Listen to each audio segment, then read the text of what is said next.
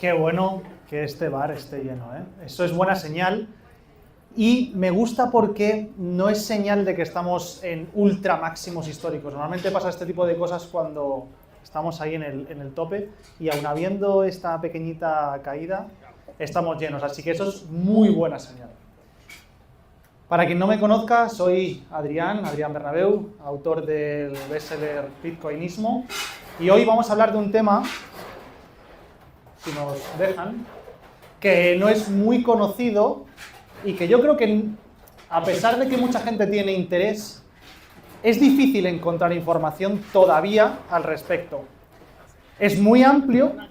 Aquí voy a hacer una brevísima introducción. De hecho, estas diapositivas son parte de una formación que hago al respecto, que dura 2 días, son como 10 horas. Entonces, teniendo en cuenta que aquí tenemos pues a lo mejor 40 minutos o 30 minutos aproximadamente, más las preguntas, voy a ir lo más ágil posible. Seguro que surgen muchas dudas, ahí vendrá la parte buena, porque va a haber preguntas concretas de lo que tengáis ganas de aprender o de resolver dudas. Y yo lo que voy a contar aquí es el inicio y una de las estrategias que yo utilizo personalmente, que engloba 2 o incluso 3 estrategias independientes que van relacionadas al ciclo económico de Bitcoin, que muchos conocéis.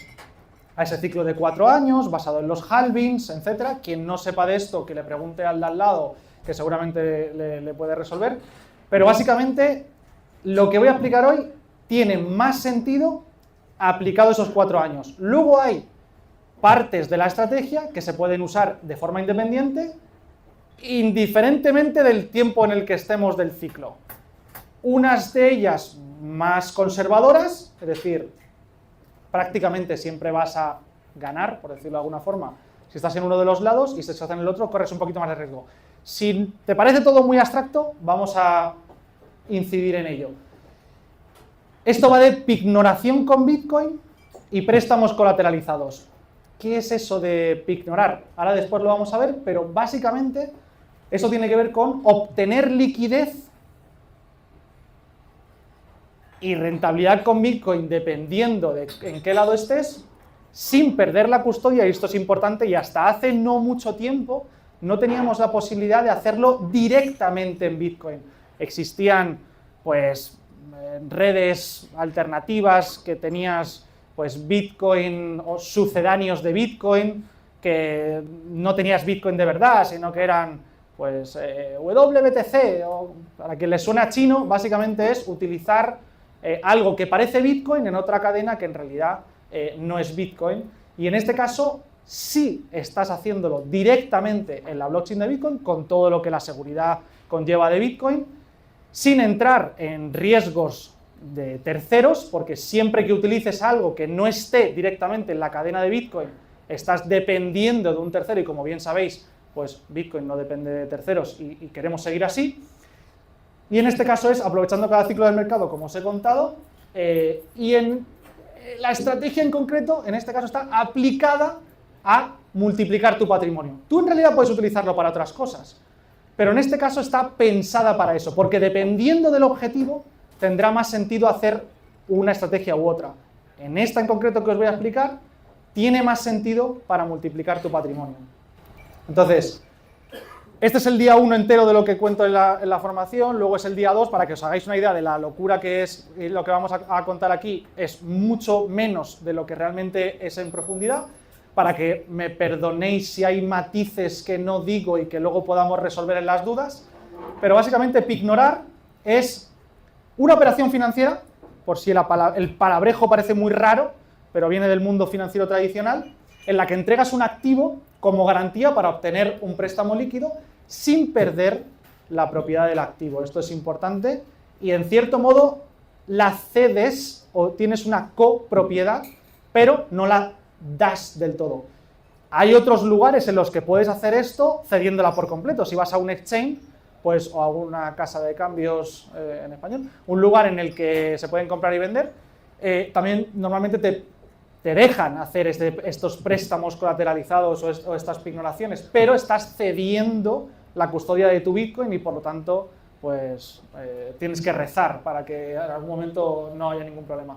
Entonces, bueno, ¿por qué tiene sentido opinionar? Esto lo voy a pasar, pero básicamente por todas las propiedades que tiene Bitcoin en sí mismo, que ya conocéis muchas de ellas, hay algunas que no son tan nombrables cuando hablamos solamente de Bitcoin, por ejemplo la última, que no necesitas un scoring, es decir, tú si vas al banco, tú cuando pides ese préstamo, el banco te va a decir, vale, sí, pero ¿y cómo sé yo que vas a pagar, que eres solvente, que me vas a devolver este préstamo? ¿Vale? Enséñame tu nómina, enséñame tus garantías, puedes poner a lo mejor un inmueble como colateral, ese tipo de cosas, ¿no? En Bitcoin no, en este caso, bueno, no en Bitcoin, sino este tipo de préstamos en Bitcoin, o sea, o con Bitcoin, es el Bitcoin la propia garantía.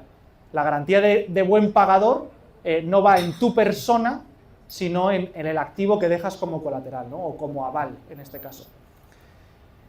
Entonces, esto también lo voy a pasar, lo de los ciclos de 4 años que hemos comentado, y todo se basa en estos ciclos de 4 años que hablábamos, en estos halvings, que como bien sabéis, se basan en aproximadamente 4 años, y me voy a detener en esta gráfica, que en realidad es esto mismo que vemos habitualmente. Esto es el precio de Bitcoin en toda la historia, desde que tenemos precio público, digamos. Pues si lo enrolláramos en formato circunferencia, veríamos esto. ¿Y por qué hacerlo en formato circunferencia? Pues básicamente porque nos da un dato muy interesante, y para quien no entienda lo que estamos viendo, lo voy a resumir muy fácilmente y luego si queréis podemos hacer preguntas, pero es importante que sepamos esto porque va a tener sentido para la estrategia. Y básicamente lo que vemos son círculos concéntricos que lo que muestran son el precio de Bitcoin. Cada uno de esas circunferencias, desde el centro hacia afuera, nos muestra 1 céntimo, 10 céntimos, $1, $10, $100, $1000, $100.000 y así sucesivamente conforme vamos pues yendo más fuera del círculo, ¿no? Del círculo. Entonces el precio inicia en el centro y va aumentando de precio y va cambiando de color dependiendo de si estamos en un bull run o un bear market, es decir, si estamos en tendencia alcista o tendencia bajista. Y después los quesitos nos muestran los años. El primer año es la línea que tenemos pues en las 12, que es el año 2009, y el año 2010 estaría en las 3 y así sucesivamente, ¿no? Entonces, cada vuelta completa son 4 años. Vuelta completa 4 años, vuelta completa 4 años. ¿Y qué es lo que nos dice? ¿Y por qué hacerlo así, de una forma circular? Básicamente porque si veis los puntos verdes y los puntos rojos, nos muestran el máximo histórico y los mínimos históricos. Y da la casualidad, que no sabemos si se van a volver a repetir o no, pero hasta entonces se han mantenido en una fecha concreta. Es decir, se han realizado los máximos históricos a finales de año. En este caso nos daría a entender de que es a finales de este año o principios del 2026, ¿no? Y los mínimos históricos se darían, en este caso, a finales de 2026, principios 2027. ¿Por qué? No tenemos, o sea, esto no es para ser traders súper expertos y hacerlo, porque no lo vamos a necesitar a la exactitud, solo en referencia, solo para saber más o menos por dónde van los tiros. Aunque luego no se cumpla la exactitud, no importa, porque no somos francotiradores, traders, que por cierto no seáis traders nunca, y tampoco lo queremos ser aquí. Es solamente porque luego nos va a ayudar a tener unas referencias. ¿A qué tipo de referencias? Bueno, antes de que vayamos a eso, voy a explicar cómo funciona exactamente teóricamente, un ejemplo de una de las estrategias que podemos seguir teniendo en cuenta estos 4 ciclos. Todos sabéis que podemos estar, bueno, no sé si todos sabéis, pero lo voy a decir, en un lado en el que eres prestamista, es decir, tú puedes prestar a aquel que va a pedir prestado. Entonces también puedes estar en el lado del que va a pedir prestado. Si vas a estar en el lado del que va a pedir prestado, tienes que poner una garantía. Esa garantía se pone en Bitcoin. ¿De acuerdo? Entonces, vamos a poner que estamos en mínimos históricos, aproximadamente.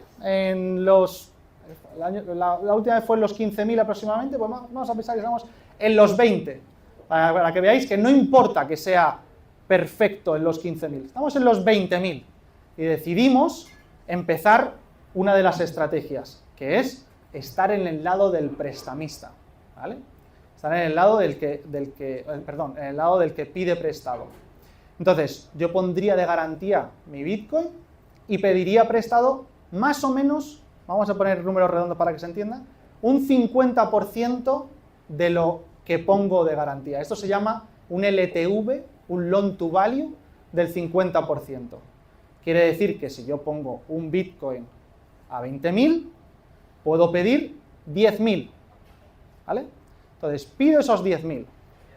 ¿Y qué haría en esta estrategia? Teniendo en cuenta aproximadamente que estoy en ese mínimo histórico y que, teóricamente, deberíamos ver cotas más altas, vamos a comprar 10.000 euros con esos 10.000 que me han prestado en Bitcoin. Entonces tendría un Bitcoin de garantía y ahora tengo medio Bitcoin que he comprado. Y el tiempo pasa. Y yo debo 10.000 euros. El tiempo pasa. Y empezamos a ver cotas más altas. ¿Tiene que ser en el momento más alto del...? Bueno, no hace falta. Porque si tú has elegido aproximadamente el tiempo, más o menos, vas a ir en buena dirección. Hemos estado desde el mínimo y vamos en buena dirección, vamos alcistas. Que luego hay volatilidad por el camino y todo, bueno, que haya, pero vamos en buena dirección. Y llega un punto en el que dices, mira, yo estoy bien. Ya vamos por 50, 60, da igual. O sea, luego hemos llegado a los 120 y pico, pero da igual. Llegamos a los 50, 60, 70, da igual. Y dices, pues yo me planto. Entonces tú puedes devolver parte del préstamo, bueno, el préstamo entero, pero con parte de lo que tú tenías. En este caso, pues no te gastarías todo el Bitcoin que tenías para devolver el préstamo de los 10.000 euros, solo una porción, y habrías obtenido, es decir, habrías aumentado tu patrimonio con el mismo dinero que tenías al principio, porque tú tenías un Bitcoin, pero gracias a ese apalancamiento has podido tener más. Imaginemos que dices, bueno, esto es una de las partes de las estrategias, ¿vale? Solamente en el lado de pido prestado. Imaginemos que ahora digo, no, quiero rentabilizarlo mucho más. Y ahora voy a ser el otro lado. Porque quizás me convenga incluso quedarme con menos parte de ese Bitcoin y estar en el otro lado. Y antes de explicar el otro lado, voy a hacer un disclaimer. Y es que da la casualidad de que la mayoría de gente, por desconocimiento, lo hace al revés. No sé si alguno se ha percatado de que he dicho de pedir prestado abajo y no arriba. Pero es que la gran mayoría de gente lo hace justo al revés. ¿Por qué? Porque la gente se viene arriba, se pone mega eufórico de ¡Dios, estamos en máximo! Ahora tengo muchísimo más para pedir. Claro, si tú ves que tu patrimonio ha aumentado, tienes más capacidad de endeudamiento y encima crees que esto se va a ir a la luna, pues ahí es cuando la gente lo hace. Pero lo curioso es que ahí vienen las madres mías. En cambio, si lo hacemos al revés, tú no solo tienes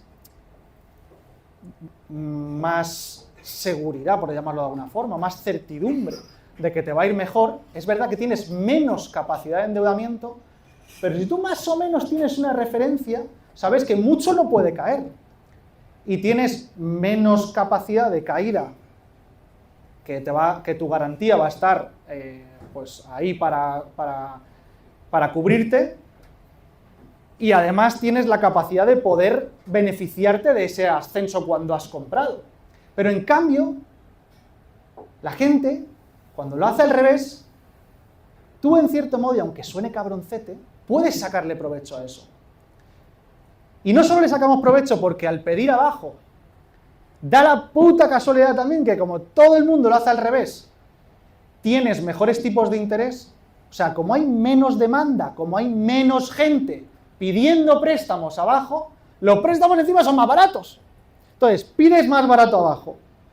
Y cuando está arriba, que hay mucha demanda, mucha gente pidiendo préstamos que están mucho más caros, dices, ah, vaya, pues, ¿y si soy yo el que me pongo al revés? ¿Y si utilizo parte de lo que he ganado en esto para ponerme al revés y ser yo el que presta? ¿Y qué es lo que tiene de positivo esto? Pues no solo que puedes obtener mayor rentabilidad en el sentido de que los tipos de interés por oferta y demanda están más caros, sino que encima, si tú eliges más o menos, tampoco hace falta que seas el puto amo eligiendo el sitio más alto, simplemente saber que aproximadamente dentro de un año debería estar más caro, o 2 años debería estar, más barato, debería caer. Si tú eres el que presta, tú vas a obtener una rentabilidad mientras el mercado está cayendo. Es decir, la gente que está que tú probablemente también podrías estar en Bitcoin, o sea, no pasa nada, pero mientras todos están sufriendo, en cierto modo, por esa caída, tú estás obteniendo una rentabilidad. Y no digo que esto se tenga que hacer con todo tu patrimonio, ni nada por el estilo, simplemente mentalmente ese mismo capital, tú le estás obteniendo un rédito mientras el mercado está sufriendo. Y por otro lado, viene una cosa mucho mejor todavía. Y por eso decía lo de cabroncete. Y es que como la gente se vuelve puta loca creyendo que todo va a ser subida y subida y subida, se sobreapalanca, la gente se sobreapalanca, y entonces es cuando vienen las liquidaciones, que es lo que la gente tiene miedo. Y normalmente los cálculos de margin call, que se llama, y de cortar cabezas, la gente lo hace el cálculo desde el máximo, pero recordad que nosotros hemos estado haciendo esto en el mínimo. Pero cuando la gente lo hace en el máximo, y tú eres el que presta, y a la gente le liquidan, quiere decir que si tú has prestado, por ejemplo, a 12 meses, y a esa persona a la que le has prestado le liquidan al tercer mes, a ti te dan el total de los 12. Encima, más un 5% por haberle liquidado. En Bitcoin. Dios, qué maravilla, por favor. O sea, tú estás en el otro lado y estás encima ganando Bitcoin mientras el mercado se cae y encima lo obtienes a mayor rentabilidad, a más velocidad de lo que ya sería algo interesante. Ya estaría bien, o sea, ya si no liquidara a nadie, ya molaría. Pero es que encima la gente se sobreendeuda y te lo van dando más. O sea, ¿qué locura es esta? De normal, vamos a poner cifras aproximadas. En un mercado bajista se puede pedir más o menos por cierto, no he dicho lugares ni nada de esto, pero todo esto estoy hablando como si fuera en hodl. ¿Por qué? Porque es el único sitio, que puedes utilizar la red de Bitcoin directamente con una multifirma, que tú puedes auditar, que sabes que ese Bitcoin no se está represtando, en el que tú también eres cocustodio, en el que encima tienes esas posibilidad de que tienes parte de las claves privadas literalmente, porque si hodl desapareciera, tú tienes todo lo que se llama el escrow data, con todo, puedes acudir a la red de Bitcoin directamente para liberar ese Bitcoin en caso de necesidad, etc. O sea, y esto no suele pasar habitualmente en ningún otro sitio, pero es que encima ni hay KIC, o sea, solamente te tienes que registrar con un email, que el email puede ser el de Pinocho, y entras y accedes a ese mercado, digamos, como un tablón de anuncios en el que se muestran ofertas de préstamos, básicamente. Hay otros lugares que tienen sus pros y sus contras, pero ninguno tantos pros, digamos, como hodl.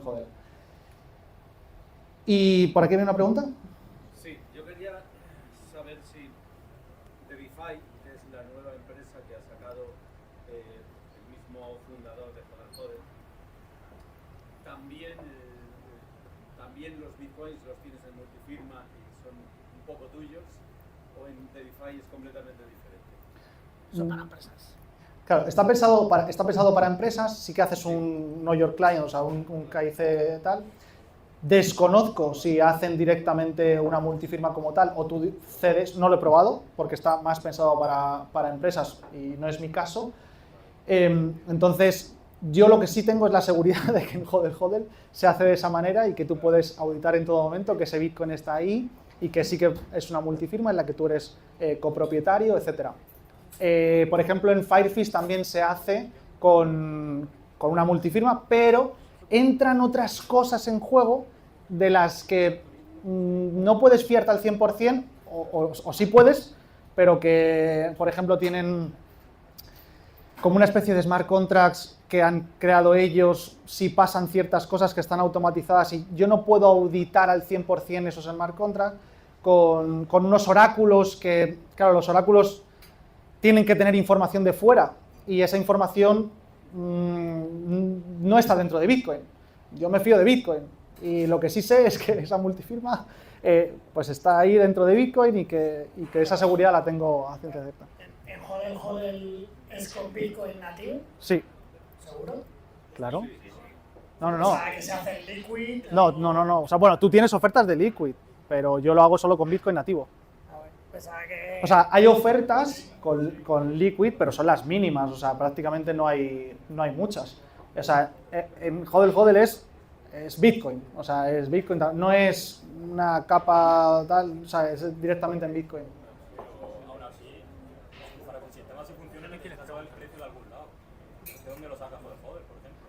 El precio tiene que estar. Repite la pregunta, si puedes. Que, bueno, pregunta que el precio lo tienes que saber de algún sitio, que de dónde lo saca HODL. Si no, no puedes liquidar. Efectivamente, sí que hay ciertos oráculos y ciertos tipos de cosas que tienen que saberse. Sí, eso sí, tienes razón, que es verdad que de algún sitio sacan si está colateralizando o no esos Bitcoin que has sacado, pero por otro lado tienen algunas cositas, bueno, pero sí, básicamente hay cosas que no son 100% Bitcoin, pero sí está en Bitcoin en esa multifirma que, por ejemplo, si vas a un Binance o a una cosa de ese tipo, pues tú pones el Bitcoin en Binance y se lo estás dando y tú no tienes una multifirma, ni tienes una parte de la custodia, ni tienes nada de eso. Le has dado el Bitcoin y tú no puedes auditar en la blockchain que tu Bitcoin sea ese, que está en una multifirma, que no lo están represtando, ni nada por el estilo. En cambio, por ejemplo, el HODL sí sabes exactamente el hash. Si quieres, esta pregunta la respondes al final, para no cortarte el hilo de lo que estás diciendo. Si HODL, tú has prestado dinero, tienes tus Bitcoin depositados ahí, o has cogido dinero prestado, pero están depositados ahí en los Bitcoins, y de repente hay meten en la cárcel al dueño de HODL y cancelan sigan operando. ¿Qué pasa en esa situación? Sí, es lo que comentaba antes. Tú tienes toda esa información y tú sí puedes ser parte de la firma para liberar esos bitcoins. O sea, tienes toda la información, todo el escrow data que le llaman, que te lo puedes descargar y que realmente tiene toda la información de parte de la firma y puedes ejecutar esa firma, efectivamente. Cosa que no puedes hacer en la mayoría de sitios, ¿no? Lo que en Firefish, por ejemplo, sería diferente, me imagino. En Firefish tú no te puedes descargar esto. Digamos que tiene otros pros, por ejemplo, para la gente que es menos bitcoiner o que está menos normalizada con el mundo de Bitcoin y puedes hacerlo directamente con euros, eso no puedes hacerlo en HODL.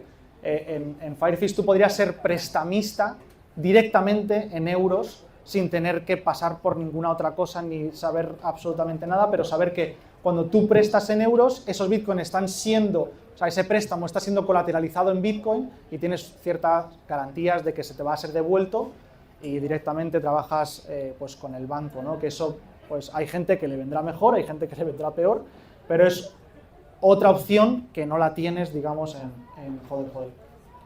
Cuando crees que estás en máximos y pones, das préstamo en USDT para que otro lo coja, ¿te interesa poner un LTV bajo para fomentar las liquidaciones de la otra persona en la oferta?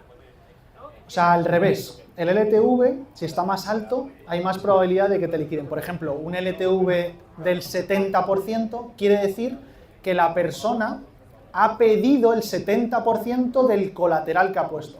Por lo tanto, tiene menos margen de movimiento respecto a su colateral. Así que cuanto más LTV sea, más riesgo tiene el que pide prestado y por lo tanto más probabilidad hay de que le liquiden. Y efectivamente, si estás prestando y está arriba y es al 70%, pues es altamente probable que esa persona, sí, que esto es otra de o sea, si vosotros sois los que estáis en el lado de pedir prestado, lo que más sentido tiene es que, uno, no prestéis todo el Bitcoin que tenéis, o sea, no prestéis, quiero decir, no pongáis de garantía todo el Bitcoin que tenéis, porque eso va a ser, porque eso probablemente os ponga en un riesgo mucho mayor, es decir, siempre tened, no sé, diría, si puedes, pon de garantía el 10% de todo el Bitcoin que tienes para estar más colateralizado aún. Incluso durante el préstamo tú puedes ir variando esa métrica.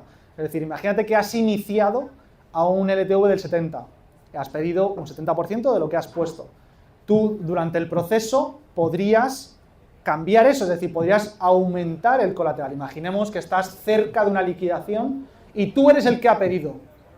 Tú podrías decir, oye, me van a liquidar, tengo dos opciones, o pongo más colateral o pago parte del préstamo. También puedes hacer las dos cosas. Durante el proceso del contrato. No tiene por qué... Entonces, la fase de liquidación viene por dos motivos.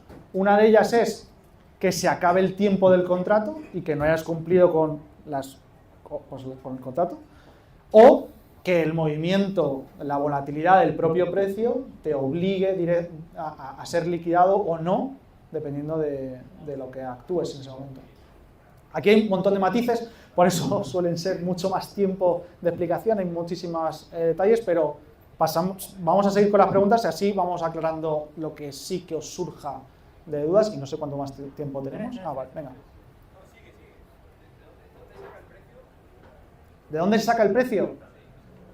Justamente, joder, no sé de dónde lo extrae. ¿Tú lo sabes? ¿De dónde sale? Hay dos opciones. Una, directamente lo pone que hace una oferta. O tienes una lista de exchange en las que tú dices a cuál de esos exchanges quieres ligar tu precio. Pero no quiere decir que estás vendiendo ni comprando nada de esos exchanges. Pero bueno, independientemente, más o menos todos, o sea, el spread no es muy grande en esos precios, o sea, casi que tampoco te varía demasiado. Si estamos a esos detallitos de 500 por arriba, por abajo, o sea, vas jodido, si ese es el problema, ¿sabes? Entonces, más o menos te da igual. Ponle una media de todos los... Bueno, o sea, para tú mentalmente, pero sí, efectivamente funciona así. Sí. ¿Como prestamista tienes toda libertad para fijar el precio de vencimiento? Sí. Pregunta si como prestamista tienes capacidad de poner, de fijar el precio, ¿no? De fijar las condiciones. Vale, el plazo, pero en realidad puedes fijar absolutamente todo. Imaginaoslo como un tablón de anuncios en el que cada persona de forma totalmente libre pone las condiciones. ¿Qué condiciones? No solo el tiempo, es decir, oye, yo presto a 3 meses, a 6 meses, a 12 meses. Esto es otra de las diferencias. En HODL el máximo es 12 meses, pero por ejemplo en Firefish hace poquito han puesto 24 meses. Y hay otros sitios, en Exchange y demás, pueden ser hasta perpetuos. Es decir, que no acaban hasta que devuelvas el préstamo o hasta que te liquiden. Entonces, esas condiciones, efectivamente, los sitios que son como un marketplace, es decir, que son de persona a persona, que eso también es otra diferencia, en HODL es de persona a persona. Son personas las que piden y personas las que prestan, ¿no? Entonces, tú pones las condiciones, no solo del tiempo, sino también del LTV, que es lo que hablábamos antes, del riesgo, digamos, o de cuánta capacidad pueden pedir prestado, sino también de la cantidad. Es decir, tú puedes decir, oye, yo presto de 2.000 a 10.000 dólares. Y entonces hay alguien que a lo mejor te dice, pues yo quiero 4. Y te piden 4. Y esa oferta sigue abierta porque no se ha cumplido todo lo que tú prestabas. Entonces, cuanto más cerrado sea, como es oferta, o sea, es mercado de oferta y demanda, cuanto más complicado lo pongas o menos fuera del mercado, menos probabilidades hay de que te elijan. ¿La modificación del NTV del prestatario puede afectar al tipo de interés del prestamista? Van cambiando, como es de nuevo oferta y demanda. Conforme entréis a la plataforma vais a ir viendo que se premia, por ejemplo, mucho más, primero la privacidad, es decir, los tipos de interés son más altos en los lugares en los que no hay KIC. Segundo, se premia también la temporalidad, es decir, se paga más tipo de interés conforme más tiempo se presta, es decir, en la misma cantidad pagas más tipo de interés por 12 meses que por 3 meses. Y es así como el mercado se va, o sea, las personas están valorando más ese tipo de opciones, básicamente. ¿Te he resuelto la pregunta? Bueno, te preguntaba por el loan to value. Como dices que se puede modificar durante la duración del contrato, si eso puede afectar al tipo de interés. Vale, pregunta si el loan to value afecta al tipo de oferta y si como se puede modificar. Queda fijo, tú fijas el loan to value y eso ya no se puede mover. Veo que sí. Vale. Eso puede afectar. Efectivamente, no solo se puede modificar, pregunta si el loan to value se puede modificar a lo largo del, como he comentado antes, sí, pero aunque tú no pusieras más garantía o menos no puedes porque no te deja sacar, en el caso de Hodel, en otros sitios sí te dejan sacar, pero no solo lo puedes modificar tú, sino que de forma natural se va a modificar, porque si tú has puesto 0,5 bitcoins por pedir prestado 5.000 euros, no va a ser nunca el mismo porcentaje respecto a esos 5.000. Es decir, se va a modificar con la volatilidad de Bitcoin, va a modificar tu loan to value. Entonces, conforme el precio de Bitcoin suba, tu loan to value va a bajar de forma natural. Y al revés igual. De hecho, ese es el motivo por el que te liquidan. Porque si tú empezaste con un 70 y el precio baja, el loan to value va a subir y cuando llegue a cierta cantidad, pues te van a liquidar. Es decir, de hecho, en muchos sitios es entre el 90, el 95%, porque ese 5% normalmente extra es el que hay un recargo, digamos, que va para el prestamista. Sí. Creo que el punto de Sergio, por ahí no te he entendido, Sergio, tú me dices, pero yo entiendo que lo que dices es yo tengo un acuerdo hecho y de golpe, por el motivo que sea, quiero aumentar la cantidad que estoy pidiendo prestada después de un primer acuerdo. Vamos a decir que el día 1 pedí el 50% y el día 2 digo, no, en realidad quiero el 70%. Si ese cambio puede impactar en la tasa de interés, creo que venía por ahí la pregunta. Pero la verdad es que yo creo que ya es una casuística porque no la vas a editar, por eso me explico lo que te quiero decir. O sea, que mira, hacemos un acuerdo, yo te doy una, vos me das 0,5 en USDT o la moneda que sea. Pero el día siguiente digo, uy, me olvidé que tengo que comprar el regalo a mi hija. Necesito 0,2 temas, un 20%, un 70% total. ¿Eso puede llegar a modificar la tasa de interés que me cobras por este acuerdo que tenemos? Ah, muy buena pregunta. Efectivamente, el contrato... Perdona, no te había entendido. Y menos mal que habéis insistido, joder, así. Yo quería que nos enrocáramos, luego te lo iba a contar. Pues... ¡enrócate! En realidad, no. El contrato se fija el tipo de interés. Imaginemos que es al 10% anual. Siempre se miden anualmente, APRs. Ya está, se cierra el contrato y el tipo de interés no va a cambiar. En el caso de Hodel. Hay otros sitios, sobre todo en los de los exchanges, que sí puede modificarse y en este caso no sería un tipo de interés, para que nos entendamos, fijo, sino uno variable. En este tipo de contratos, en lo que son de persona a persona, se cierran fijos en el momento en el que empieza el contrato y no se modifican durante la vida del contrato, independientemente de todo lo que suceda. Eso es muy interesante para tú también poder hacer cálculos de todo tipo, para poder hacer estrategias de este calibre, pues viene muy bien porque, o sea, conozco gente que, por ejemplo, lo utiliza para dar entradas a pisos y hace flips, compraventa de inmuebles. Entonces pide préstamos en este sentido para poder dar una entrada. Pero hay un montón de opciones diferentes para poder hacer y si no tienes un tipo de interés fijo es difícil que puedas calcular. Pero bueno, estos son otros riesgos que quizás mucha gente no quiera asumir y lo entiendo perfectamente y no es una recomendación. Entonces, ¿alguna más?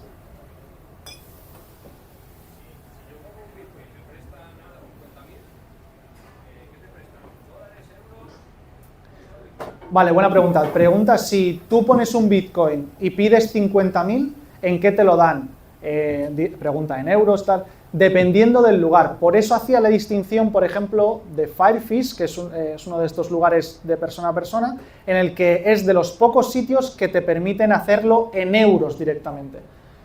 Por ejemplo, en Hodl Hodl no hay euros, básicamente porque no hay KIC, entonces no hay cuentas bancarias. No aparece en una cuenta bancaria oficial en ningún momento, entonces lo que se utiliza son pues USDT, USDC y todo tipo de sucedáneos de este tipo. Sí. En este caso, y esto es interesante porque estamos hablando ya de tributación y demás y sabía que iba a salir, básicamente los préstamos en España no tributan básicamente porque tú no estás teniendo una ganancia. Simplemente estás teniendo un préstamo de algo que no es tuyo y que tendrás que devolver. Entonces, sí, se supone que si tú has puesto de garantía, o sea, bueno, que si yo te presto a ti, tú no pagas por ello, independientemente de la garantía que hayas puesto, sea en Bitcoin o sea en lo que sea, se supone que no pagan. Si tú puedes justificar que ha sido un préstamo y que lo tendrás que devolver con un contrato, pues ahí estaría. Otra cosa es que te pregunten más y que tú no puedas justificarlo. Pero en este caso, un contrato de préstamo no paga en España. Muy diferente es que tú seas el que presta y obtengas un interés. Ese interés sí es una ganancia y toda ganancia tributa. Pero una cosa, si tú devuelves ese préstamo a Firefish en euros, supongo que no pasará nada, aunque como estás identificado, Hacienda puede saber que tú has pedido ese, aunque no te cobre nada, pero que has pedido ese préstamo colateralizado con Bitcoin. Pero si te liquidan... Muy buena. Aquí hace otra apreciación que efectivamente es uno de los matices habituales, es que aquí hay tantos matices, pero uno de ellos, y muy habitual además, es que, claro, si tú, y comentaba el compañero, si tú pides prestado y has puesto de garantía, y ese préstamo, como decíamos antes, no tributa en euros, pero no lo devuelves y te liquidan, esa liquidación que te han hecho en tu Bitcoin es una venta en Bitcoin. Y eso sí tributa. Te han obligado a vender tu Bitcoin y aunque tú no quisieras, pues hay que tributar esa venta de esos Bitcoin, aunque no vayan a ti los beneficios, pero has obtenido una ganancia o una pérdida respecto al Bitcoin que tenías valorado en euros en el momento en el que lo compraste, y hay una diferencia, que podría ser una pérdida también, por cierto, y eso también deja hueco a malabares financieros interesantes también. Pues, sí, efectivamente, no, pero cada uno ya es responsable de lo que quiera hacer con su dinero. ¿Más? Oye, sí.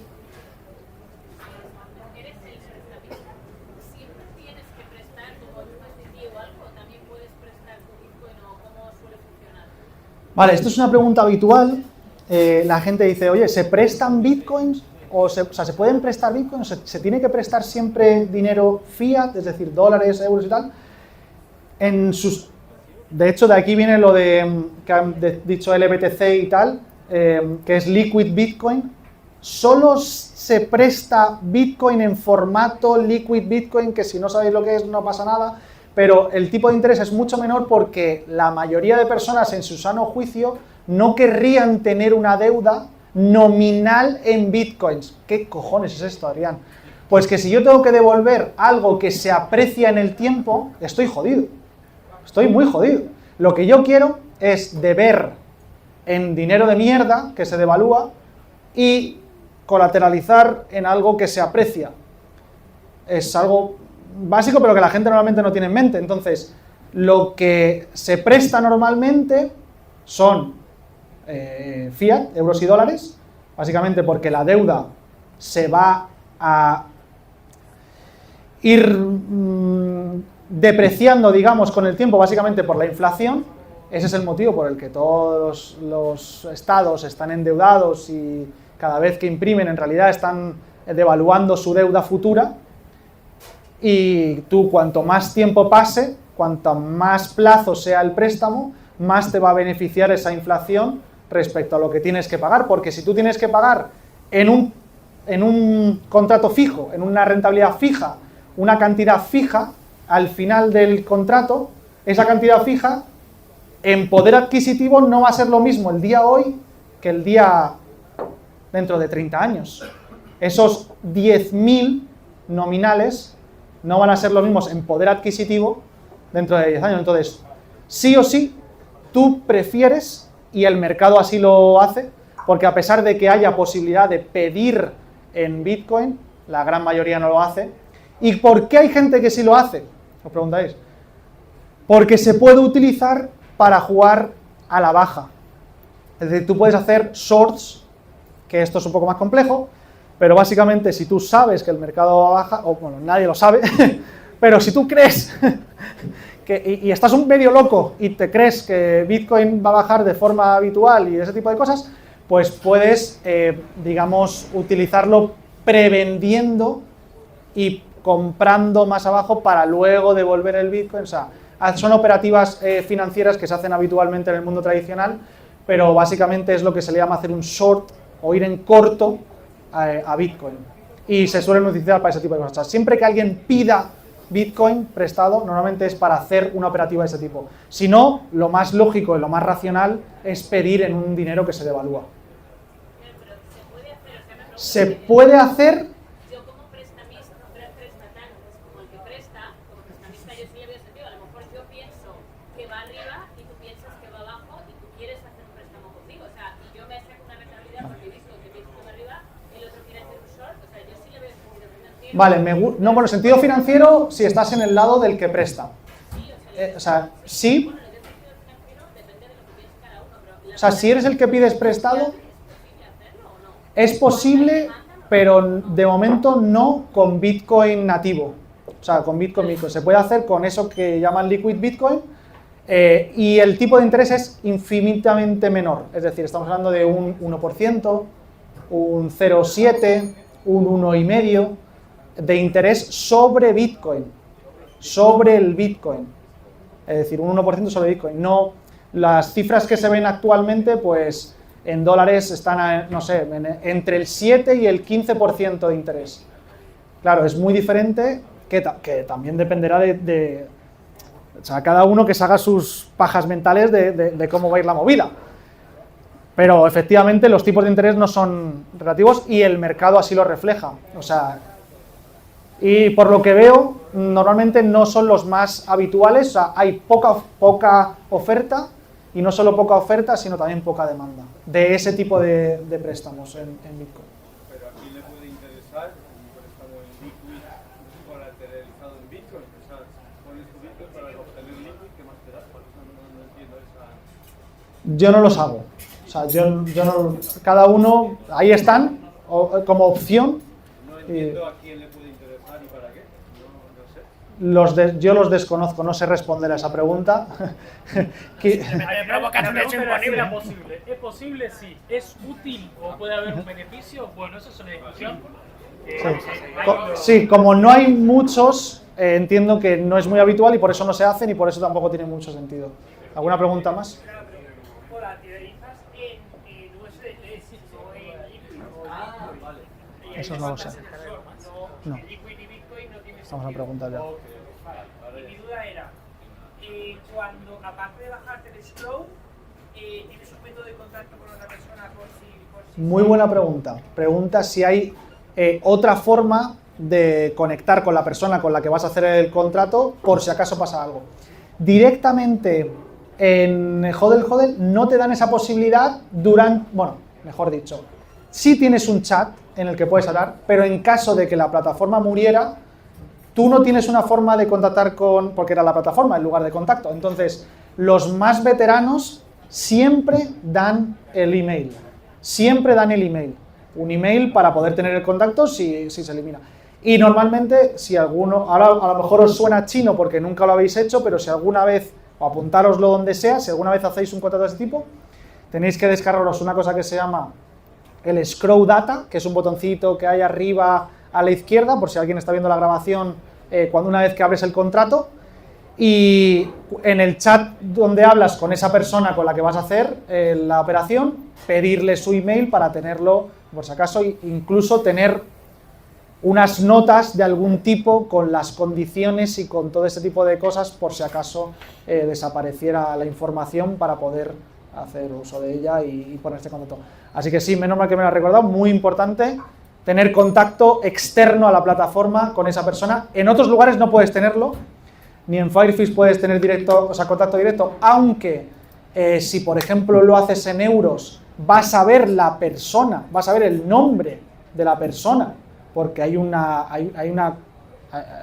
transferencia bancaria y se ve el nombre de la persona, entonces podrías buscarle por Facebook o yo que sé, si pasara alguna cosa así, o por Instagram, efectivamente, como dicen por aquí, pero eso no pasaría lo mismo en un exchange, por ejemplo, que ya sabemos lo que pasa cuando desaparece un exchange, nos olvidamos de absolutamente todo y ya está. O sea, ahí básicamente porque tampoco era tu Bitcoin, así que no le puedes reclamar nada, es que era suyo, así que no hay nada que reclamar. ¿Alguien más?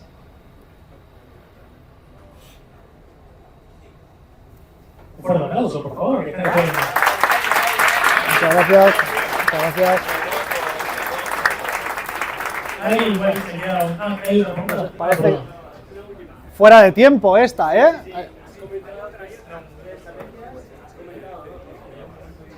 En realidad es una por un lado, otra por otra y la mixta, digamos, ¿no? Pero hay más, ¿eh? O sea, yo en la formación de 2 días cuento como 6 o 7 diferentes, pero básicamente lo que quería resumir era, oye, puedes estar en un lado y te sirve para X, puedes estar en un lado y te sirve para X, más conservadora, de hecho una tiene mucho más riesgo que la otra, la que pides prestado tiene un riesgo porque eres tú el que asumes el riesgo de préstamo, por el otro lado el riesgo es ínfimo, muy bajito, porque estás garantizado por un Bitcoin y demás, y tal. Entonces más conservador dar prestado, más arriesgado pedir prestado, dependiendo del ciclo, y si eres ya pues Indiana Jones y quieres meterte en esta jungla, pues puedes hacer una mixta dependiendo de, o sea, jugando con el ciclo, digamos. ¿Alguna otra plataforma fuera de Foro? Es que en realidad es lo que hemos comentado, o sea, tienes HODL, tienes también Devify, han dicho por aquí, tienes la de Firefish, tienes, hay otras que se llaman Leden, que también es más centralizada, tienes otra que se llama Lensats, tienes las dos. Por eso, dependiendo de cada plataforma, tienes unas condiciones u otras y cambian. Ninguna es igual, porque si fueran iguales, probablemente no existirían una de las dos. Entonces, todas tienen cambios y cubren un nicho de mercado, y luego tienes los exchanges, que también permiten ese tipo de cosas, pero con sus condiciones, obviamente, y con todo lo que eso conlleva. Y luego también tienes, que normalmente lo explico en esos 2 días, tienes todos los sucedáneos estos de DeFi, etcétera, que en realidad también te permiten hacer este tipo de cosas, pero no estás utilizando Bitcoin como tal. Entran ya otras shitcoins y mierdas de este tipo. Entonces, sí. Yo creo que es muy interesante también Saxo Bank, es un banco de Gibraltar que empezó en el mundo del Bitcoin hace muchísimo. Perdón, Sapo Bank. Sí, XAPO Bank, que es uno de los primeros exchange que ahora se ha convertido en un banco, también te permite hacer ese tipo de cosas, pero de nuevo es muy similar a un exchange, o sea, tiene esas condiciones en las que pasas un proceso de conocer a tu cliente y que realmente le cedes ese Bitcoin, no está en una multifirma, todo ese tipo de cosas de las que hablábamos, que a lo mejor hay gente que no le importan, hay otra gente que le importan más, no solo por su privacidad, sino también por la custodia de tu Bitcoin, no perder esa custodia. Yo creo que una de las cosas más importantes que podemos hacer es intentar no perder los Bitcoin que tenemos ni cederlos a cambio de prácticamente nada. Pero bueno, muchas gracias y seguimos con unas cervezas y con unas...